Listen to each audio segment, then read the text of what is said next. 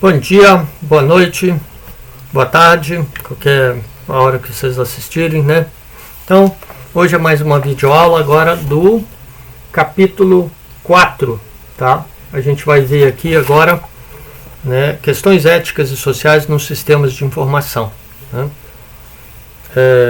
Vamos diminuir a nossa janelinha, né? Tá muito grande. E vamos botar aqui vamos botar aqui. Onde que ele tá? Tá aqui, né? Vamos ver aqui no roteiro. Esse capítulo 4 ele vai ser dividido em duas partes, né? Então a primeira a gente vai dar entendendo as questões éticas e sociais relacionadas aos sistemas de informação e ética na sociedade da informação, de uma maneira mais ampla. Então vamos ver vários casos aí. Os do livro estão meio antigos, mas a gente vê né, a gente conhece, sabe, dos atuais, a gente também analisa, né? E para a segunda parte do capítulo 4, né, a gente vê as dimensões morais dos sistemas de informação, tá? Então vamos começar isso aqui. Pirataria, né? Começa com a questão da pirataria. Vamos ver aqui, ó. O livro é bom no início, aqui tem várias questões boas, né? Mais de 11 milhões de assinantes da HBO, né? Daquela de cinema, né? De produtora, gravadora e também distribuidora, assistiram 11 milhões mais de 11 milhões assistiram cada episódio do Game of Thrones. Vocês gostaram dessa porcaria? Eu não vi nenhum deles, viu? Em 2012, né? Talvez vocês fossem criança, né? O seu irmão mais velho, a sua irmã mais velha, talvez o seu pai também tenha visto. Mas desses 11 milhões que assistiram em 2012, outros entre 3,7 e 4,2, uns 4 milhões de pessoas foram capazes de assistir os mesmos programas, né? O mesmo seriado, sem pagar nenhum centavo. Eles assistiram às versões pirateadas de cada episódio que foram disponibilizadas por empresas especializadas em distribuição de conteúdo digital gratuito, né? Pirata, né? Sem pagar aos proprietários e aos criadores de conteúdo por sua utilização. Programas de televisão, música, filmes e videogames, né? Tudo tem sido saqueado dessa forma, pirateado, né? Tais piratas de conteúdo estão navegando na web desde os seus primórdios, né? Lá do início já tinham os piratas. Mas atualmente eles estão mais ousados, mais rápidos e mais bem equipados do que nunca. E hoje em 2020, 8 anos depois aí desses dados aí, eu acho que mais ainda, né? A empresa de segurança e antipirataria Irdeto detectou 14 bilhões de casos de conteúdo online pirateados em 2012. Hoje deve estar uns 100 bilhões de casos, né? Duvido que tenha baixado. Acima dos 5,4 bilhões de casos em 2009. Então subiu de 2009 para 2013, mais ou menos 3 vezes, né? Então hoje deve estar mais ainda. O conteúdo pirateado ameaça os lucros da indústria de televisão. A maior parte provém das taxas de assinatura dos canais de TV a cabo, como a HBO, né, e a USA. E tem várias outras, né? Os espectadores que assistem versões de programas pirateadas são menos propensos a pagar por assinaturas de TV a cabo, a comprar filmes ou alugá-los em serviços como Netflix.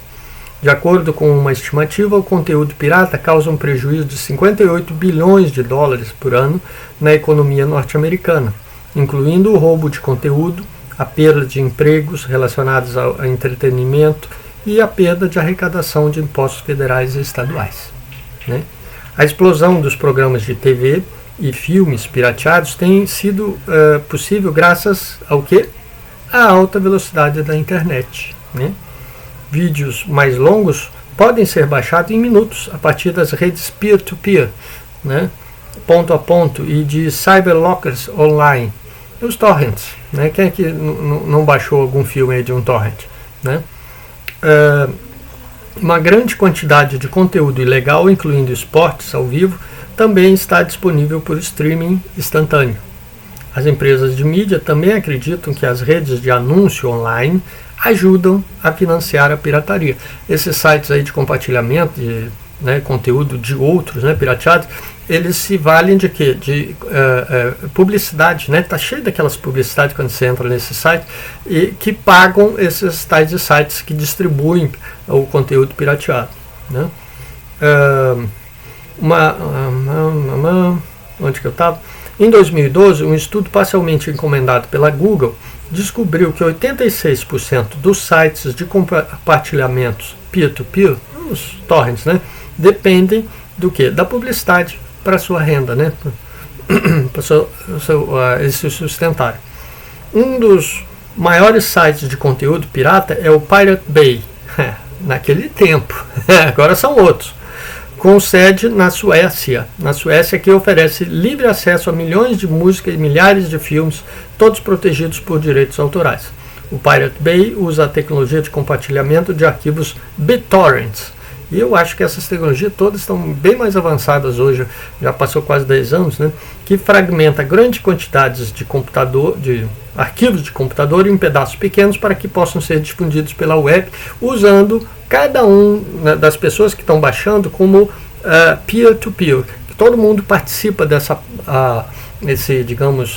pirataria, de difusão aí dos arquivos através da sua participação no torrent.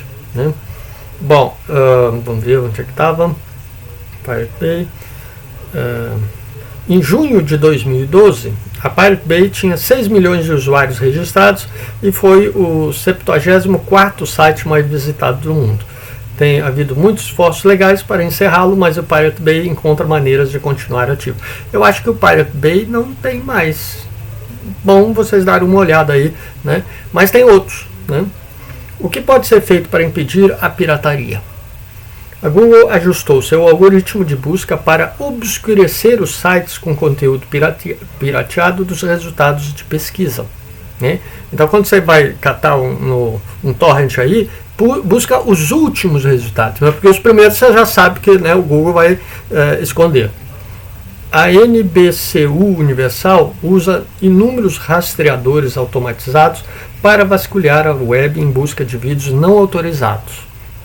E também aplica uma tecnologia de reconhecimento de conteúdo na sua programação, que depois é passada para sites de vídeo como o YouTube para ajudar a bloquear envios ilegais. A NBC envia fotos digitais de seus programas para o YouTube e outros sites de vídeos para impedir que os usuários divulguem programas com direitos autorais. Os 5 principais prestadores de serviços de internet, incluindo a controladora da NBC, tudo do lado dos Estados Unidos, uma pena que a gente não tenha uma coisa de outros lugares da Europa, daqui da América do Sul, Brasil, mas vamos seguir aqui. Eles iniciaram um sistema de alerta que notifica usuários suspeitos de pirataria e aplica penalidades progressivas, incluindo tornar mais lento o acesso à web em alguns casos. E aí, blá blá blá, outras coisas. Novos produtos e serviços tornaram o conteúdo pirateado menos atraente. Então, por outro lado, esses novos produtos, vamos ver quais são. Conteúdos de alta qualidade pode ser transmitido agora mediante uma pequena taxa, tanto para dispositivos móveis como para não móveis. Os iTunes da Apple, na época ali, facilitou e barateou a compra de música. O Spotify hoje, com streaming, também barateou. Então, aquilo que você pagava para as gravadoras, que era, digamos assim, muito caro, com a pirataria, as empresas começaram a montar modelos de negócio que baratearam o preço das músicas. Hoje é mais barato comprar música que há 10, 15, 20 anos atrás por conta da pirataria. Então a pirataria, apesar de ser ruim para as gravadoras, pelo menos as tradicionais, antigas, para as novas empresas foi uma coisa boa. Tem os dois lados aí que a gente tem que ver. Que outros serviços? O iTunes, A Spotify, a Rhapsody atraíram 20 milhões de assinantes, que a Spotify já tinha então na época. A Netflix já fala, e os serviços de vídeo oferecem acesso a filmes, programas de televisão a preços muito mais baixos, né, do que comprar um CD, um DVD de filme, que é muito, muito, muito mais caro, né? E aí, claro, eles conseguem sobreviver. O predomínio e as atividades descaradas dos piratas de conteúdo descritos no estudo de caso da abertura do capítulo mostram que a tecnologia pode ser uma faca de dois gumes. É isso que a gente quer. A gente quer saber a questão ética, né? Ela pode ser a fonte de vários benefícios, incluindo a capacidade de compartilhar e transmitir fotos, músicas, vídeos, informações, né, todos legítimos via internet em alta velocidade, né? Ao mesmo tempo, porém, a tecnologia digital cria novas oportunidades para quê?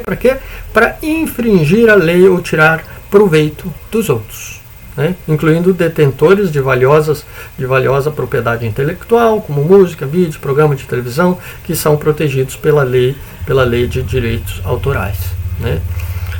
O diagrama de abertura do capítulo chama atenção também para pontos importantes levantados por esse caso, né? E nesse capítulo, pirataria de conteúdo cresce de forma desenfreada em razão das oportunidades criadas pelas tecnologias da comunicação de banda larga e pela natureza global da internet, né? Várias políticas e soluções tecnológicas têm sido utilizadas para acabar com a pirataria de conteúdo, mas a prática ainda prevalece e 8 anos depois, ou 5 anos depois do livro, né, continua com certeza. Produtos e serviços baseados em novas tecnologias que possibilitam a aquisição e o download de conteúdos online de forma rápida e barata podem eventualmente proporcionar uma solução. Ou seja, esses novos serviços que transformam aquele velho modelo de negócio em um modelo de negócio que barateia o custo, né, o preço do acesso à música, a filme, etc., né? Ou seja, aquilo que eu falei de baixar o preço final, né, do conteúdo digital. O caso ilustra um dilema ético, né, pois mostra dois grupos de interesse no trabalho: as pessoas e as organizações que têm trabalhado para desenvolver a propriedade intelectual e precisam ser recompensadas, versus quem? Grupos que fervorosamente acreditam que a internet deve promover a livre troca de conteúdos e ideias. De qual grupo você pertence?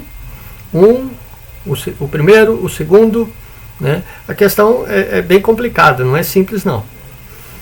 Como um gerente, você terá que ser sensível, né? Se você trabalhar numa empresa, você vai ter que ser sensível tanto para os impactos positivos como para os negativos dos sistemas de informação, né, para a sua empresa, funcionários, clientes, consumidores, fornecedores, etc. Você terá que aprender a resolver dilemas éticos que envolvem os sistemas de informação, né?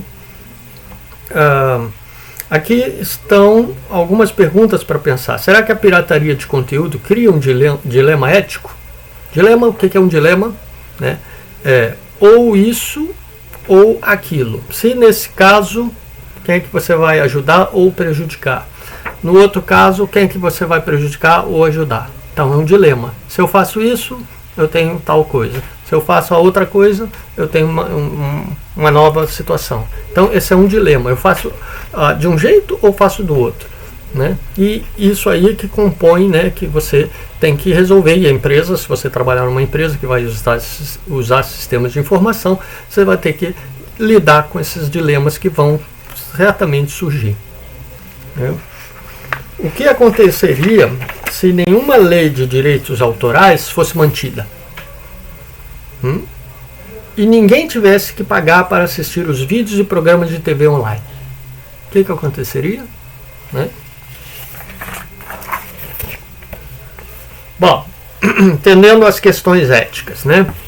Vamos lá.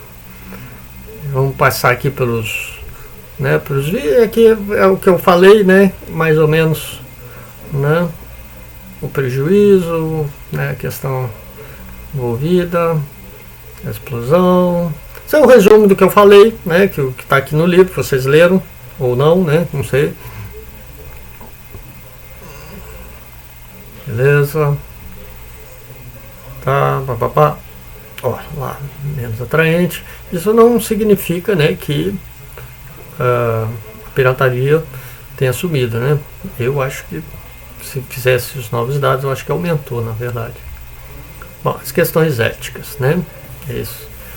Né? Odebrecht, vocês conhecem, aquela empreiteira, né, que fazia, né, obras trocando propina para políticos, campanha eleitoral de, né, de vários partidos, né? Ética. Então vamos ver o que tem a ética. Que tem, deixa eu ver. Bom, antes de falar dos princípios, vamos aqui ver aqui, entendendo essas questões éticas, vamos ver aqui a figurinha, ou a tabela, melhor dizendo, de exemplos de falta de ética. Olha lá, tá? Vamos lá. Tabela, atualizador, olha lá. Exemplos, lá.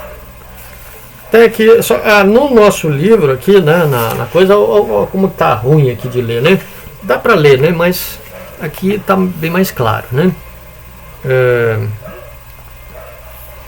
Um dos maiores bancos do mundo, Barclays Bank, eu, se não me engano, é da Inglaterra. Quando eu estudei na Escócia, tinha esse Barclays lá. Acho que é da Inglaterra, não tenho certeza, mas funciona também, né? Ele é mundial, nos Estados Unidos.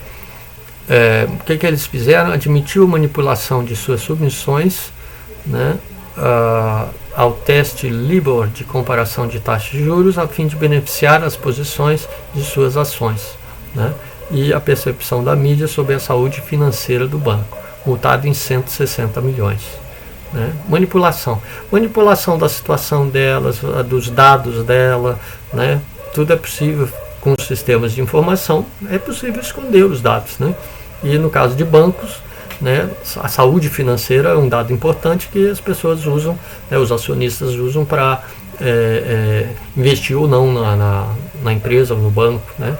Então, fraude, né? Vamos lá, outra empresa, GlaxoSmithKline, a gigante mundial da área de assistência médica, né? Ela admitiu a promoção ilegal e criminosa de certos medicamentos prescritos. Né? Não é só ela, muitas outras fazem.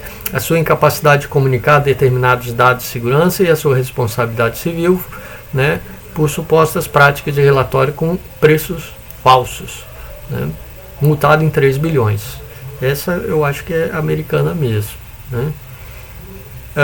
Walmart, os executivos no México foram acusados de pagar milhões de dólares em suborno para funcionários e públicos mexicanos, a fim de receber as licenças de construção lá das novas lojas Walmart, será?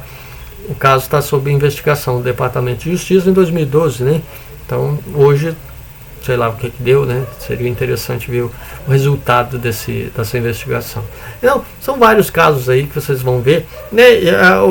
A maioria desses casos, né, tem a ver com o quê? Com grana, né? Eles querem ganhar mais dinheiro, então arranjam um jeito, né, de burlar, seja o que for, né, para continuar ganhando mais dinheiro e evitar de pagar imposto. No Brasil, nossa senhora, o que mais as empresas, elas reclamam dos impostos, mas sonegam, né? Tudo que elas querem, sonegam tudo também. Então é uma coisa complicada. Voltemos aqui.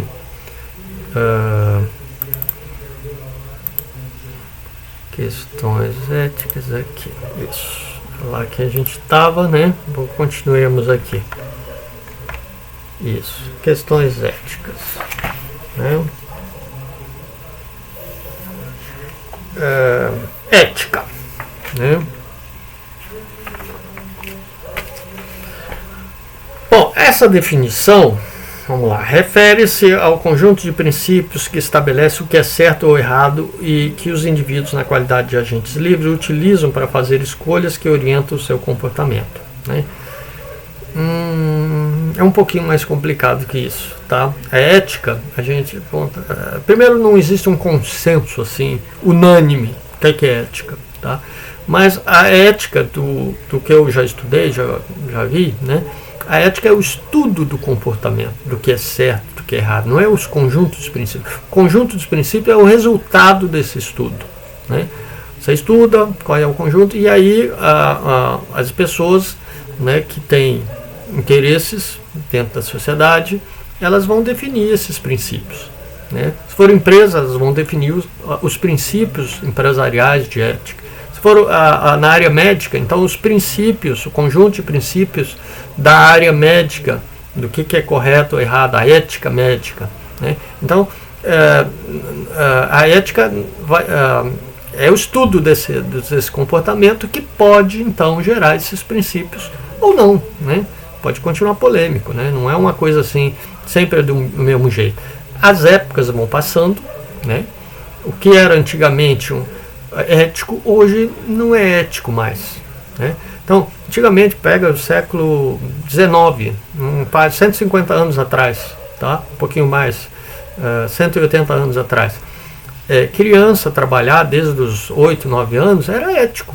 Qualquer empresa empregava, né, a área de roupa, de costura, né, os molequinhos tinham dedinho pequenininho, eram ótimos para trabalhar nessa área. Se contratava, era normal a criança trabalhar. As empresas faziam isso, era considerado ético. Aí veio a batalha, né, para a redução das horas de trabalho, para tirar os moleques das fábricas, né, no período lá da Revolução Industrial, botar eles na escola. Tudo isso foi uma luta social para que fosse considerado antiético criança trabalhar desde cedo, né? Trabalhar depois, sei lá, 11, não, mais 15, 16, aí sim, né? Aí poderia ter.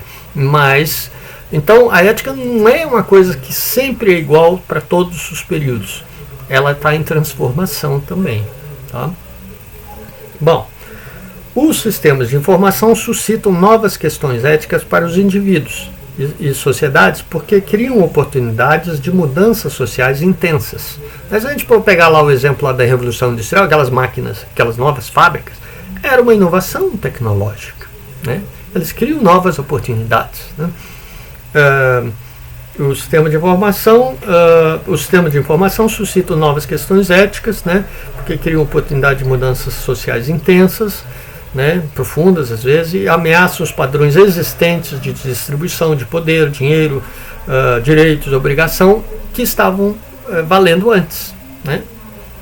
De maneira semelhante a outras tecnologias, como a de motores de vapor, aí ele fala aqui eletricidade, telefone e rádio, tecnologia da informação, a própria fábrica industrial, né? Pode ser usada para alcançar progresso social, mas também para cometer crimes e ameaçar valores sociais, né, que a sociedade cultiva, né, ou aprecia. O desenvolvimento da tecnologia da informação produzirá benefícios para muitos e custos também, prejuízos às vezes para outros, né? A ascensão da internet e do comércio eletrônico deu uma nova relevância às questões éticas nos sistemas de informação.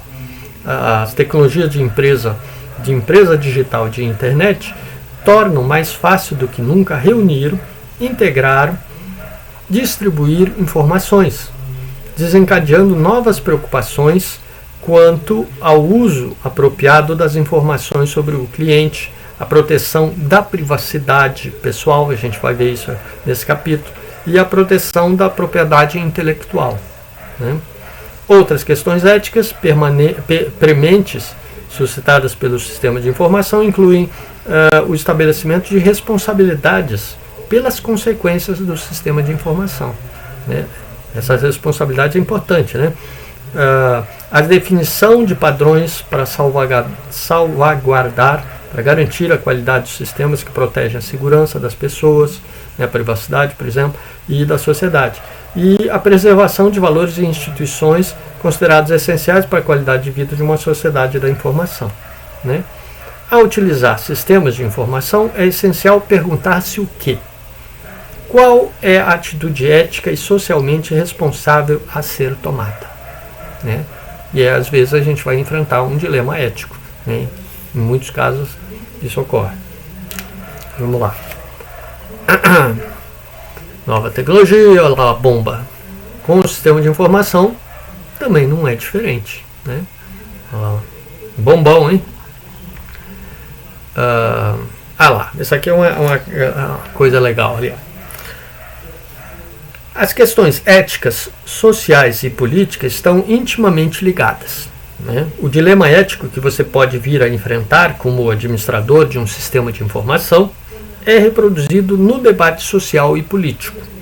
Um modelo de raciocínio para essas relações é dado na figura 4.1, né? Então vamos ver esse modelo e depois a gente vai ver o lago, o exemplo do lago ali, que é interessante. Não. Onde que está o negócio? Está aqui. Aqui. Vamos lá. Não, não é aqui. Aqui. Está aqui. Ó. Relação entre questões éticas e sociais. Deixa eu ver se dá para ver, né? Tá tranquilo. Então vamos lá. As questões éticas. Vamos lá. Se vocês olharem aqui, ó, a tecnologia e o sistema de informação, né, que toda a parte de informática e de computação, ela toca diretamente com o indivíduo, né, com a sociedade e com a política, né, sobre como se define essa sociedade. Tem a ver também com a qualidade do sistema e a prestação de controle, de contas e controle, né. Tem certas responsabilidades aqui no uso dessas tecnologias no sistema de informação, né?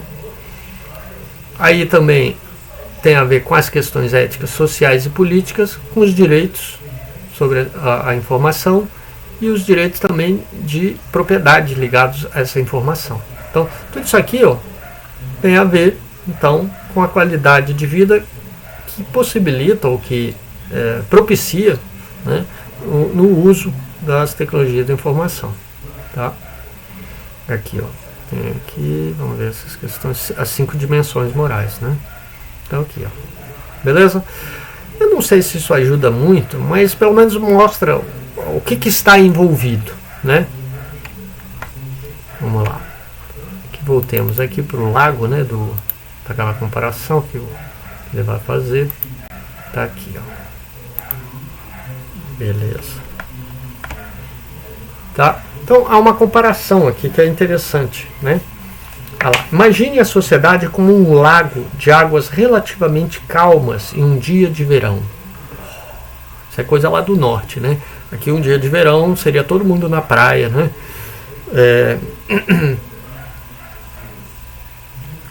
Como um delicado ecossistema, né? Esse lago, um delicado ecossistema em equilíbrio parcial entre indivíduos e instituições sociais e políticas. Os indivíduos sabem como agir porque nessas instituições sociais, né, vamos lá, família, educação, organizações, empresas, né, etc., há regras de comportamento bem claras, apoiadas por leis desenvolvidas pelo setor político, né? Essas leis definem o comportamento e prevêem sanções para as violações, né, caso alguém cometa algum deslize, algum crime. Agora, atire uma pedra no centro do lago. Plá! Bem no centro. O que acontece? Ondas concêntricas, né, que vão se espalhando, né? Imagine que em vez de uma pedra, né, essa sociedade que está parcialmente em repouso seja atingida por um poderoso choque de tecnologia, né, ou de um sistema de informação inovador novo, né? Repentinamente, os agentes individuais são confrontados com novas situações, né? E nem todas são previstas pelas antigas regras, né? Por isso que a gente tem que ter novas leis, né, para novas situações que as tecnologias propiciam, mudam, né?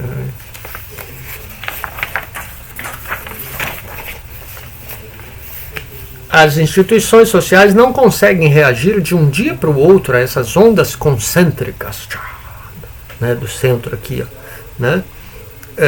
Pode levar anos, às vezes, para estabelecer modos adequados a se comportar, né? Responsabilidades sociais, atitudes politicamente corretas e regras aprovadas, né? As instituições políticas também precisam de tempo para criar essas novas leis, né?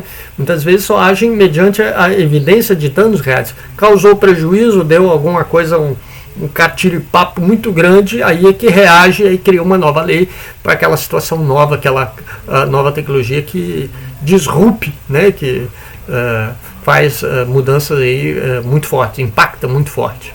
Né? Onde eu estava? Tempo, bababá. É nesse meio tempo que você talvez tenha que agir e poder ser forçado a agir dentro de uma área legal cinzenta. O que é uma área legal cinzenta? É porque as novas leis ainda não foram feitas. Então tem as velhas leis que estão sendo usadas para as novas situações. Né? Então, área legal cinzenta. Pode ou não pode? Né? Bom, no Brasil parece que é regra, né? A área legal cinzenta muitas vezes parece que é permanente, né? Algumas leis são até aprovadas, mas nem todo mundo respeita ou segue, ou cada um segue da sua maneira, né? Uma bagunça aqui. Esse modelo pode ser usado para ilustrar a dinâmica que conecta as questões éticas, sociais e políticas. O modelo também é útil para identificar as principais dimensões morais da sociedade da informação, né, que englobam diferentes níveis de ação, né, individual, social, mais amplo, e político, que é alguma transformação, alguma lei. Né. Bom, essas 5 dimensões devem ter aqui, ó, vamos lá. Não, essa é das tecnologias, ele não falou. Ô Paulo Afonso, tem que falar aqui as 5 dimensões, né? Será que ele botou depois? Acho que ele botou depois. Peraí, deixa eu ver se ele botou depois.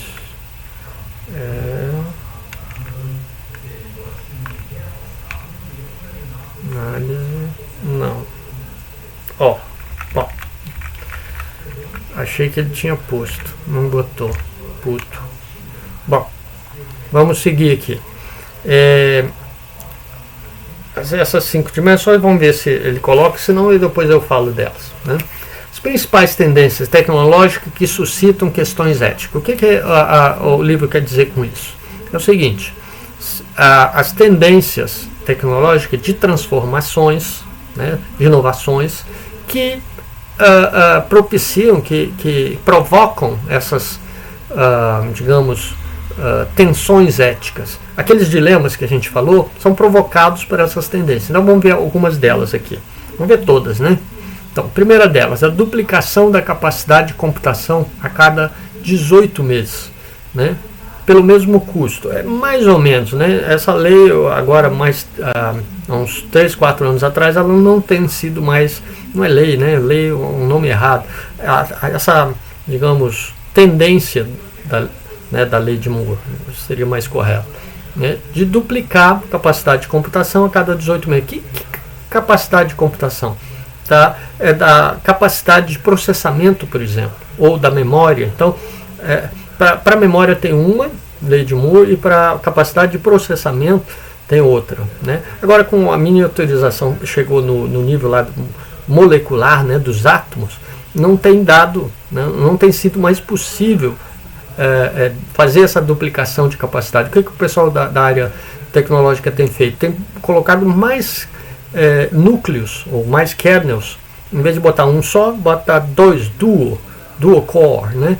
Quadricore, 4, e por aí vai, né? Não dá mais para diminuir, então. Mas de qualquer maneira tem uma tendência de aumentar essa capacidade, mesmo que não seja com essa miniaturização que se fazia até alguns anos atrás, né? Uns 10 anos atrás ainda valia isso, tá? Então isso possibilitou, né, o que? Vamos lá. Qual que é o grande impacto disso? Né? É que uma maior quantidade de organizações sociais, toda a sociedade, empresas, governo, né, todo mundo depende desse sistema de computadores, né? Porque duplica com o mesmo preço, ou seja, com muito mais barato, e então todo mundo usa, ou muita gente, ou a maior parte usa. Né? Qual o resultado disso? É a dependência tecnológica, né?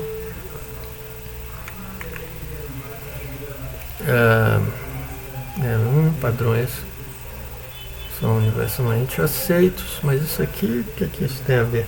Deixa eu ver aqui. Onde é que estava isso? Point.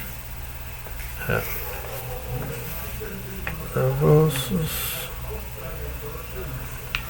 Vamos lá. Aqui. Técnicos. Me perdi aqui. Espera só um instantinho aqui que eu me perdi aqui. Espera aí. Tá. Isso aí tá certo. Isso aí então tá correto, tá? Fechou ali, tá? O avanço das técnicas e também a redução dos custos de armazenamento de dados. Essa é outra tendência, né? Aumenta a capacidade dos processadores, né, de processamento lá dos chips, etc. Né? A segunda é o que? O avanço das técnicas e diminuição dos custos de armazenamento de dados, né? Que estão declinando rapidamente, são responsáveis pela multiplicação de bancos de dados sobre os indivíduos. A gente já vai ver isso. Antes só ver a questão dos dados, né?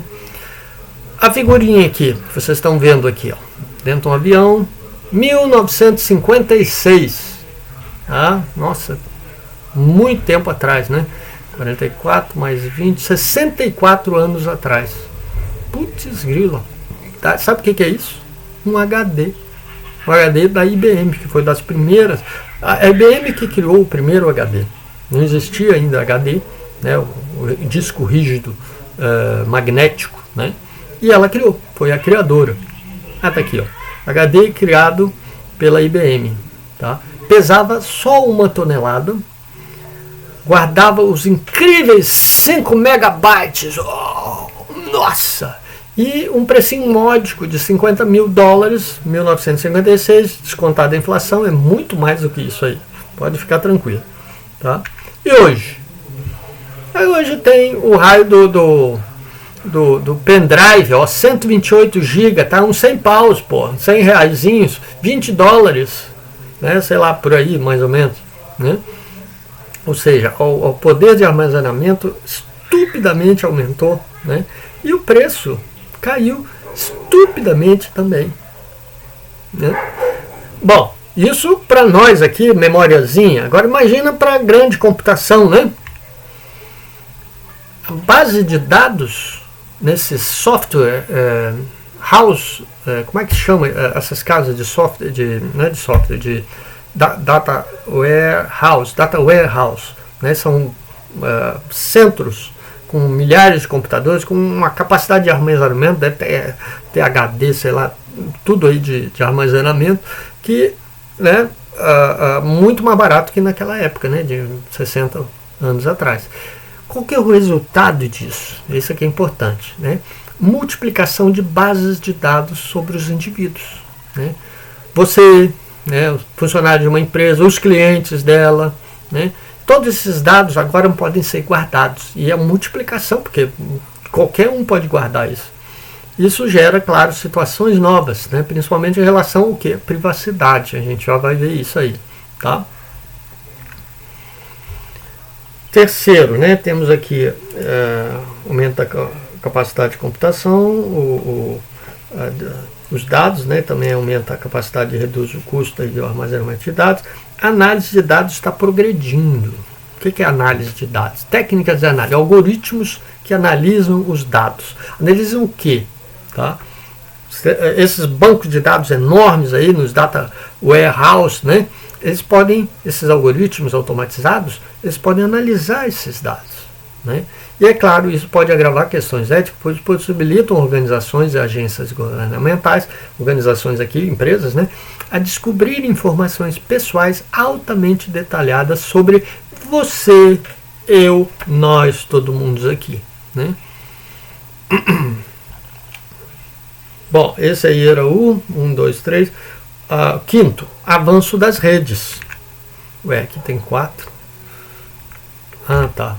Compras, informações, né? Que o Paulo Afonso escreveu tudinho, né? Compra um cartão de crédito, informação sua. Chamadas telefônicas, informação sua. Aluguel de vídeo, automóveis, compra disso, compra daquilo, compra não sei o que, na Casa Bahia, na online, qualquer lugar que você vá pela internet, você põe os seus dados pode ser capturado e pode ser usado por uma técnica, um algoritmo de análise de dados para descobrir quem é você, como você age, o que você gosta de comprar, qual é você é bolsonarista, você é lulista, você apoia esse politicamente, é de esquerda, de direita, tudo eles podem saber de você usando essas técnicas de análise de dados, né? Vamos lá, mais aqui, ambientes virtuais, ó, previsão, olha, nós estamos num ambiente virtual de aprendizagem, né? Tá? E eu vou falar daqui a pouquinho, que eu já vou falar dele, aí, ok? 4 é o avanço das redes, né? A gente já tocou, como disse o Paulo ali, fica fácil copiar para lá e para cá, né? As redes agora são internacional, a internet é internacional, né? E o impacto no crescimento, então, dos dispositivos móveis. 2012, lá estava no início desse impacto. Observe bem que o primeiro iPhone, smartphone, né? Que hoje é tão comum, era da Apple, em 2007. Então esse livro de 2015, ele já pega, né, 5, 6 anos depois, 7 anos depois, ainda está no meio daquele impacto dos crianças. Hoje a gente pensa, mas smartphone sempre existiu. Não sempre existiu, foi 2007, 2008, 2009 a Android, né, da Google foi lançada e aí teve um impacto enorme porque barateou os smartphones, né? Imagina se o iPhone fosse só feito pela Apple, quer dizer, o iPhone é feito, mas digamos que o celular inteligente só fosse um monopólio da Apple, teria um preço altíssimo, né?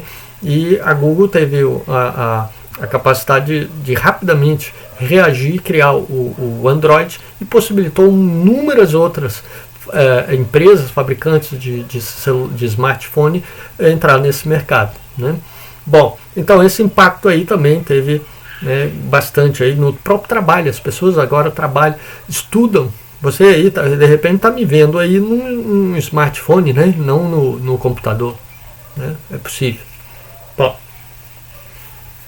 vamos ver aqui, onde que estava empresas, que é aqui,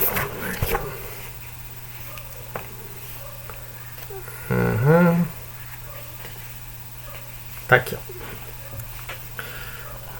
São exemplos aqui, porque é grande aqui, então vocês leem aqui. Eu estou pegando uns pedaços aqui que eu acho mais interessante, tá? Vamos ver, confrontados, né? Tá, né? Vamos ver aqui. É que ele não bota nada, né? Ele deveria ter posto. Ciências pais. Bom, então tá. Se não bota, não botou. Aqui. Depois a gente volta aí, tá? Na página 108 aqui tem uma parte muito interessante, ó. A Choice Point, é uma empresa americana, né, reúne dados de registros policiais, criminais e relativos ao trânsito, históricos de emprego e de crédito, endereços anteriores e atuais, registros profissionais e pedidos de seguro, a fim de montar e manter dossiês eletrônicos sobre praticamente todos os adultos dos Estados Unidos. Ó! A empresa vende tais informações pessoais para outras empresas e órgãos públicos. Ela pode fazer isso? Questão ética. A demanda por dados pessoais é tão grande que as empresas de corretagem de dados, como a Choice Point, estão crescendo. Em 2012, né? Em 2013, por aí, né? Os dados do livro, né? Então hoje, provavelmente, essas empresas devem ser maiores ainda do que na época, né? Em 2011, as duas maiores redes de cartões de crédito, Visa e Mastercard, continuam sendo, né? Estavam planejando interligar as informações de compras de cartão de crédito com as redes sociais dos consumidores e outras informações para criar perfis de clientes que poderiam ser o que? Comercializada para empresas de publicidade, de propaganda. Ó, né? Você é o produto, né? Você, qualquer um de nós aqui que compramos, somos consumidor, é o produto porque os seus dados valem ouro, né? Para essas empresas que depois vendem para as empresas de publicidade e fazem, né? Você já procurou lá uma mala, ou melhor, um tablet, ou sei lá, qualquer produto, um tênis, uma roupa. Depois que você fez isso algumas vezes, não vai aparecer em qualquer site, em qualquer raio de site que você entrar, propaganda daquilo que você acabou de procurar. Como é que isso é feito? Ora, tem aquelas técnicas de rastreamento dos seus dados que rapidamente, com esses algoritmos inteligentes, usam, né, para o quê? Fazer uma propaganda, uma publicidade direcionada. E muito rapidamente, porque é quase instantâneo que você começa a ver, né? E o raio desses trecos aí, depois que você comprou já o tênis, ou sei lá, a geladeira, ou o raio que o parta, essa publicidade continua lá, todo enchendo o saco da gente, né? Mas é o que acontece, né? Bom, continuando aqui. Vamos lá, mas Visa... mais de 20 anos. Atualmente essas informações transacionais, né, dos Visa estão vinculadas à atividade da internet do consumidor, óbvio, né? Uma nova tecnologia de análise de dados denominada detectação de relações não óbvias. Olha que interessante o nome, detectação de relações não óbvias, Non-Obvious Relationship Awareness, chamado NORA, né? Eles botam os nomes assim de mulher, né? NORA. Está dando tanto ao governo quanto ao setor privado, né, as empresas, recursos de definição de perfil ainda mais poderosos, né? A NORA pode recolher informações sobre as pessoas em muitas fontes diferentes, tais como candidaturas a vagas de emprego, registros, telefone, listagem de clientes, lista de procura-se, né, de emprego. Relacionar essas informações, então, para encontrar conexões ocultas que possam ajudar a identificar criminosos ou terroristas, né? A CIA, talvez, a NSA, eu acho que é a NSA que tem programas nessa área, né? A tecnologia NORA detecta dados e extrai informações à medida que os dados estão sendo gerados, né? Por isso pode, por exemplo, descobrir instantaneamente um homem no balcão de uma companhia aérea cujo número de telefone coincida com o de um terrorista conhecido, antes que a pessoa embarque em um avião. Será que é tão rápido assim? Não duvido. A tecnologia é considerada uma ferramenta valiosa, né, para a segurança nacional dos Estados Unidos. Eles são aficionados, né, terrorista, né? Mas tem implicações também o quê? Na privacidade, né? Eles estão metendo o nariz nos dados alheios, né? Na sua, na minha, por sua capacidade então de retratar tão detalhadamente as atividades e associações dos indivíduos. Isso aí é que gera as questões então éticas aí ligadas à privacidade, né? Com certeza. O governo e o setor privado não só utilizam as mesmas técnicas de mineração de dados, esse é o nome que eu queria, eu não estava lembrando. A mineração de dados são esses algoritmos de busca, né, de aquelas coisas não óbvias, detectação de relações não óbvias. Você minera, né, para identificar e rastrear indivíduos, como nos casos de segurança nacional, né? Um outro exemplo disso foi fornecido pela divulgação não autorizada de documentos descrevendo o programa PRISMA, da Agência de Segurança Nacional, a NSA, essa americana, nos Estados Unidos. Em junho de 2013, Edward Snowden, um dos 5 milhões de especialistas de segurança nos Estados Unidos, mas um dos top, né, que estava lá no topo, forneceu os detalhes do programa de vigilância da NSA chamado PRISMA para o jornal britânico The Guardian, né? Ele descreveu como a NSA recolhe informações sobre chamadas telefônicas, e-mails, publicações em redes sociais, Facebook, caralho a 4, consulta de pesquisa e outras comunicações na web de usuários da internet nos Estados Unidos. Nos Estados Unidos é o cacete, todo mundo. Seu, meu, da China, da China eles bloqueiam, né?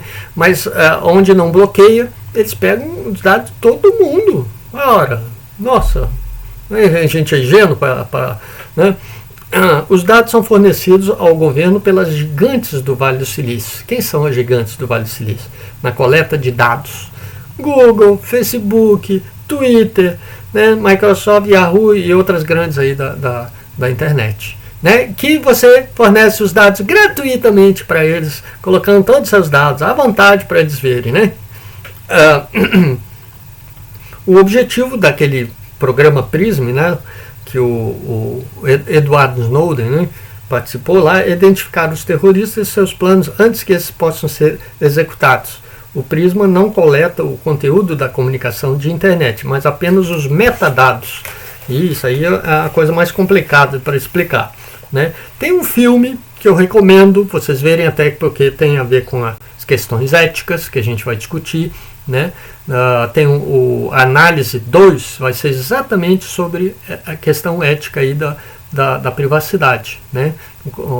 No caso aí, aquele da Cambridge Analytica, né, na Inglaterra, que vendia dados, né, lá nos Estados Unidos para uso no Facebook. Né? Esse filme é fantástico, eu recomendo vocês verem. Está passando no Netflix, então vocês podem ver Privacidade Hackeada. Tá? Para quem vê, vai ficar muito fácil fazer essa análise 2 ali, aquela segunda análise, né? Aquela análise de texto, que está no final desse capítulo. Tá? Bom, o que mais? Usando esses dados, o Prisma constrói um gráfico social das comunicações na internet, identifica padrões suspeitos e em seguida solicita informações mais detalhadas dessas empresas que podem incluir o conteúdo da comunicação. Né? Aí, o NSA e os funcionários do governo afirmavam, né, na época, que o programa era legal sobre a lei existente. Não era, né? Ele estava invadindo a privacidade, ele estava pegando dados de todas as pessoas comuns, né? Não era só dos terroristas, né?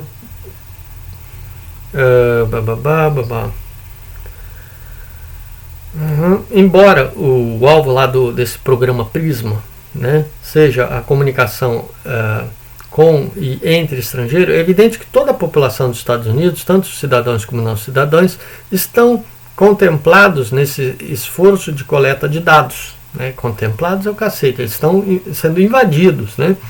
Como os comentaristas observaram, as empresas do governo e da internet estão interessadas nos mesmos dados e utilizam as mesmas técnicas de mineração de dados.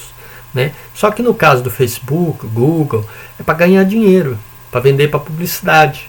No caso da agência lá de segurança americana, era para descobrir os terroristas, mas que eles faziam outras coisas não muito corretas. Né?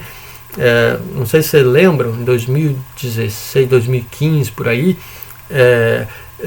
a NSA conseguia dados da Dilma na época, das negociações da Petrobras com os Estados Unidos. A Angela Merkel, da Alemanha, também tinha sido espionada. Né? Essa espionagem, né, como é que ela pode ser controlada por uma agência que é secreta? Eu acredito nisso. Né? E aí os críticos do programa descrevem isso como um novo nível de vigilância, né, muito mais alto, até então somente imaginado, né, nos contos de ficção. Né? Big Brother, por exemplo, né, exatamente é um conto que fala disso. Né?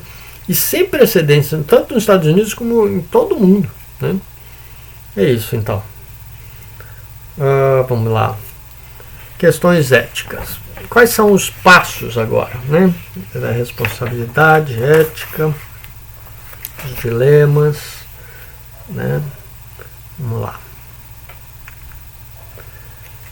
Tá. Aqui. Análise ética. Quando confrontados com uma situação que envolve questões éticas, como a gente pode analisar? Né? Você está dentro da empresa e aí se identifica um problema ético. Né? O que a gente deve fazer? Seguintes estágios podem ajudar, né? Segundo o livro aqui. Identifique e descreva claramente os fatos. Né? Descubra quem fez o que, né? Para quem, onde, né? Como. Né? Em muitas circunstâncias, você ficará surpreso com os erros que identificará nos fatos inicialmente descritos e muitas vezes descobrirá que a simples razão de ter uma visão correta dos acontecimentos o ajudará a descobrir a solução.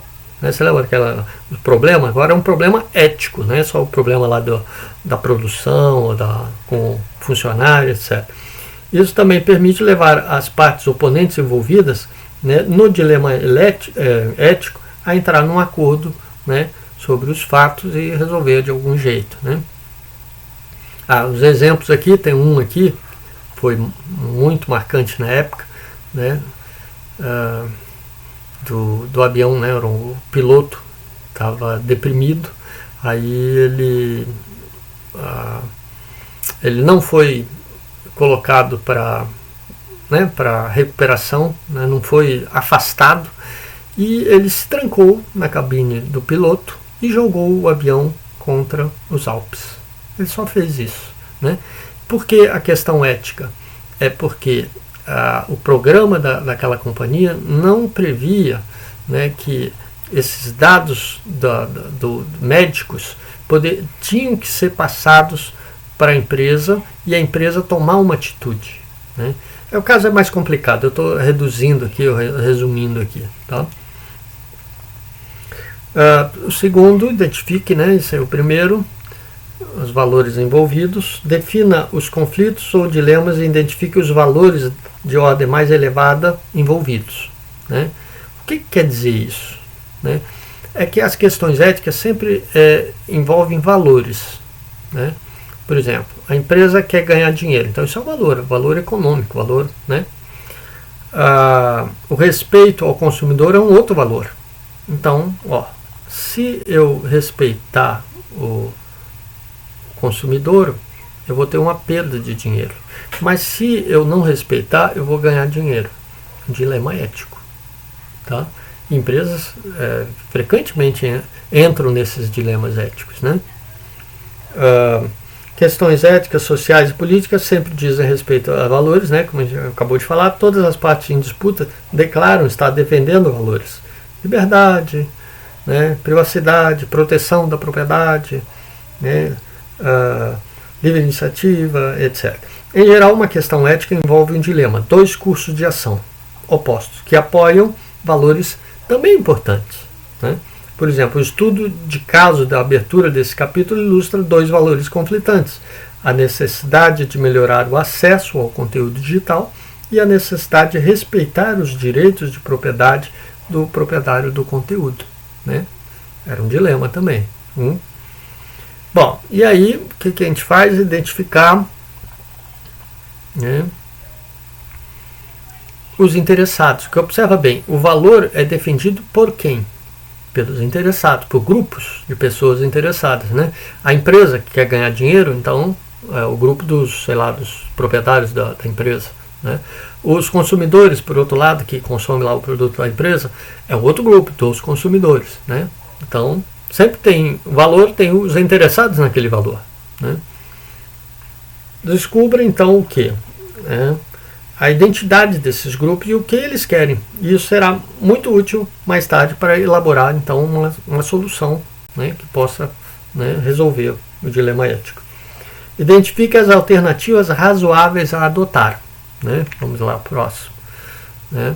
Você pode descobrir que nenhuma das opções satisfaz, né, todos os interessados envolvidos, mas que resolvem a situação melhor que outras. Isso aí, como a gente viu, né, naquela aula sobre as técnicas ou as metodologias de resolver um problema, quando você acha uma solução, não significa que ela é a melhor de todas, é a mais razoável, que vai contentar, pelo menos, né, um pouco os lados aí interessados por valores éticos diferentes, né?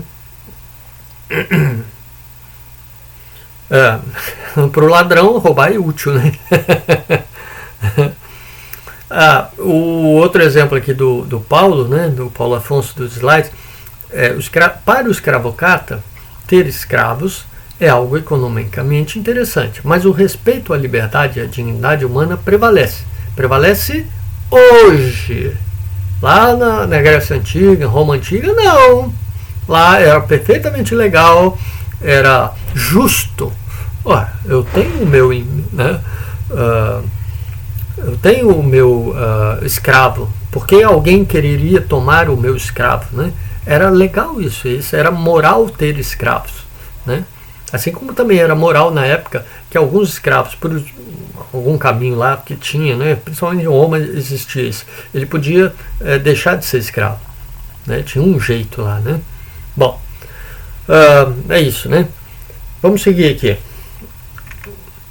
Identifique potenciais consequências de suas opções, né? Isso é a análise ética, né? Quais são os impactos, né? Algumas opções podem ser eticamente corretas, mas desastrosas sobre outros pontos de vista, né? Tem impactos. Outras opções podem funcionar em uma única circunstância determinada, mas não em outras semelhantes, né? Só uma vez. Sempre pergunte a si mesmo: e se eu escolhesse essa opção ao longo do tempo, né? Isso aqui vai ter a ver com, vamos ver, isso aqui é interessante, o exemplo lá do aeroporto da ilha de Santa Helena e os ventos cruzados, né? Esse aqui, se eu não me engano, era o seguinte: nessa ilha, é uma ilha bem apertada, né, pequena, ele só tinha um lugar lá para botar o aeroporto, e a pista tinha que ficar de um certo jeito que tinha um vento cruzado, né, que é o péssimo para os aviões. E lá na Santa Helena é na América Central, então lá de vez em quando tem aqueles ventos fortíssimos, né, e aquilo era péssimo, né. Tinha Santa Helena uma ilha turística, então eles queriam o aeroporto, então existia o interesse, por quê? Por ganhar dinheiro com o turismo, e ao mesmo tempo o aeroporto, né, era um perigo mortal para as pessoas. Aí, dilema ético, mais uma vez. O valor das pessoas para evitar acidentes graves e ao mesmo tempo o valor econômico de um negócio, né, para ganhar dinheiro, também é um outro interesse real, né? Então, mais um dilema ético. Vamos lá. Bom, quais são os princípios e regras éticas que eu devo usar para, né? Bom, aí temos, aqui eu vou seguir os slides aqui do Paulo Afonso, né? Quais são esses princípios? Os valores são superiores, eles devem orientar, né? Quais valores são superiores que devem orientar o nosso julgamento, né? Bom, essa é a questão que varre toda a história humana, desde lá do início, né? A gente vai ver alguns princípios aqui, vários filósofos da área nos ajudam aqui a pensar isso, né? Regra de ouro. Todo mundo conhece essa regra de ouro, né? Faça aos outros o que gostaria que fizesse a você. A gente conhece o negativo, né? Não faça aos outros o que você não gostaria que fizessem a você. Mas é a mesma coisa, tá? Eu gosto mais do positivo, né? É mais, né? Faça aos outros o que você gostaria que fizesse a você, né? O que significa isso? É se colocar no lugar dos outros, né?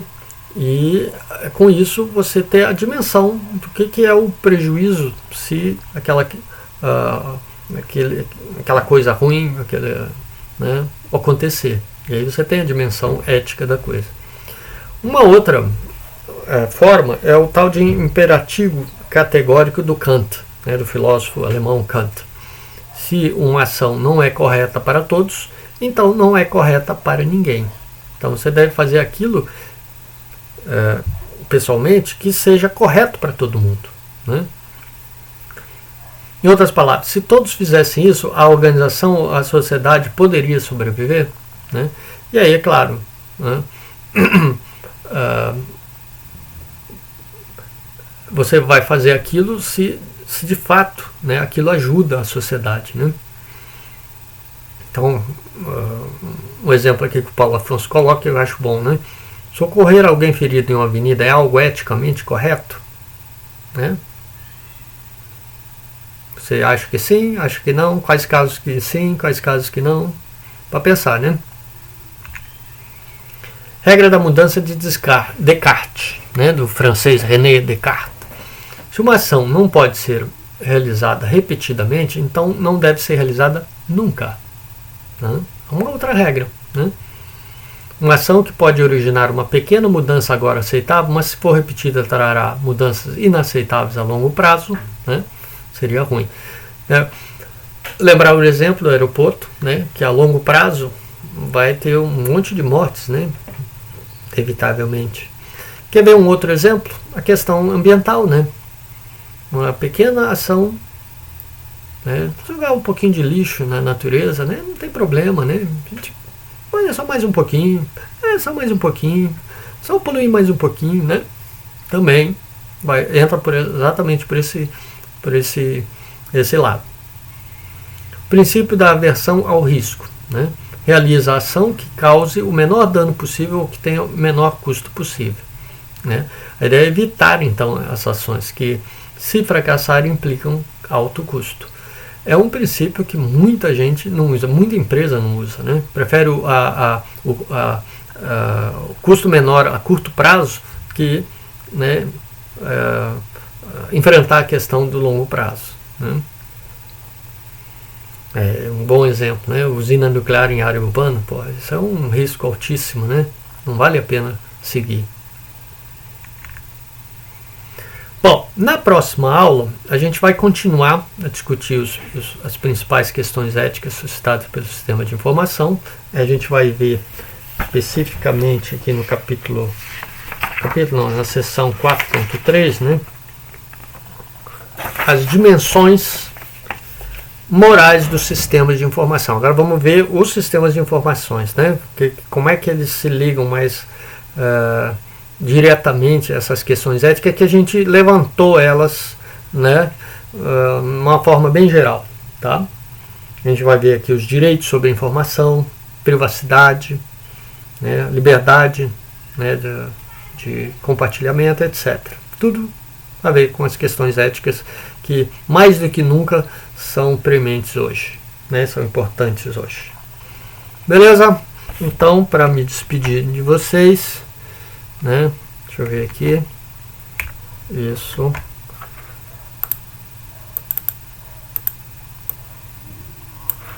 Até mais. Ó, o meu dedo aqui, ó. A gente mexe para um lado, para o outro, né? Tá. Então tá. Até a próxima.